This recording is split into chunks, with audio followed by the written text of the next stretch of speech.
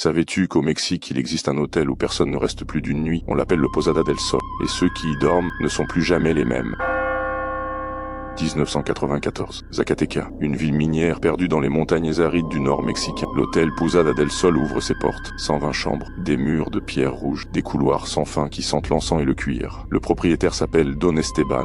Il sourit toujours, mais ses yeux ne sourient jamais. Les premiers clients arrivent, des touristes, des familles, des couples en voyage de noces. Tout semble normal, trop normal. La première disparition arrive en mars 1995. Chambre 237, un homme d'affaires américain. Il appelle la réception à minuit. Sa voix tremble. Il y a quelqu'un dans le miroir. Ce n'est pas mon reflet. On monte voix. La chambre est vide. Son passeport sur la table. Ses vêtements pliés sur le lit. Ses chaussures alignées devant la porte. Mais lui a disparu. La police fouille l'hôtel pendant 3 jours. Rien, comme si c'était évaporé. Puis ça recommence. Chambre 118. Une femme hurle à 3 heures du matin. Elle dit qu'une main sort du mur. Une main qui gratte, qui cherche. On la retrouve recroquevillée dans un coin. Ses cheveux sont devenus blancs. Elle ne parle plus. Elle fixe le vide. Les disparitions s'enchaînent. Toujours la nuit. Toujours entre 2 heures et 4 heures du matin. Des clients disparaissent sans laisser de traces. D'autres sortent de leur chambre transformée. Haga, vieillie de 10 ans en une seule nuit. Certains murmurent des mots dans une langue morte. Une langue que personne ne comprend. Les employés commencent à parler. Ils disent que l'hôtel a été construit sur quelque chose. Sur un ancien cimetière minier. Des centaines d'ouvriers sont morts là. Ensevelis vivants lors d'un effondrement en 1887. On n'a jamais retrouvé leur corps. On a juste coulé du béton par-dessus. Et on a construit. Octobre 1997. Un journaliste décide d'enquêter. Il s'appelle Ricardo Vega. Il réserve la chambre 237. Celle de la première disparition.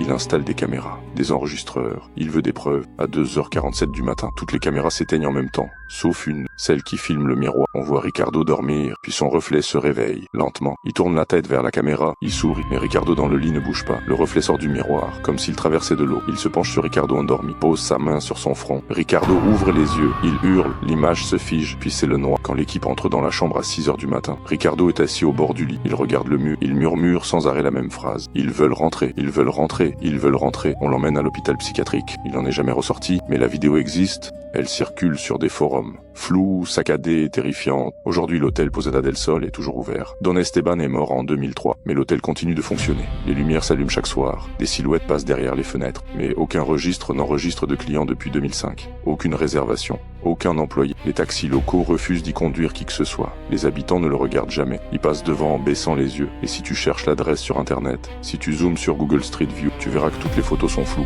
Sauf une, celle de la fenêtre du 3e étage, où quelqu'un te regarde. Et si tu regardes de plus près, tu verras que ce quelqu'un, c'est toi.